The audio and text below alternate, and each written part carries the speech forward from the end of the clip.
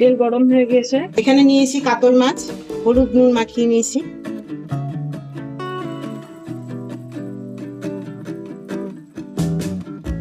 লঙ্কা, তেজপাতা, সাদা দিয়ে। এবার এতে আলু দিয়ে দিচ্ছি। মাছ ভাজা এদিকে হচ্ছে, আর পাশের গ্যাসে আমি ভাত বসিয়ে দিয়েছি।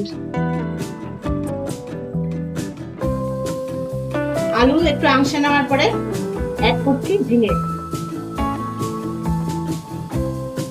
টমেটো অ্যাড করছি, জিরের গুঁড়ো, ধনের গুঁড়ো, লঙ্কার গুঁড়ো আর হলুদের গুঁড়ো নিয়ে নিয়েছি।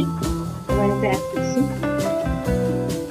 সেটা ভাজার জন্য যতটুকু জল অ্যাড করছি, নুন অ্যাড করছি, চিনি। অলমোস্ট আমার মশলাটা ভাজা হয়ে গেছে। এবার এতে আমি অ্যাড করছি গরম জল। এবার একটু ঢাকা দিয়ে দিচ্ছি। ভাজা মাছগুলো দিয়ে দিলাম। চেরা কাঁচা লঙ্কা। তৈরি হয়ে গেছে ঝিঙে আলু দিয়ে কাতলা মাছের ঝোল।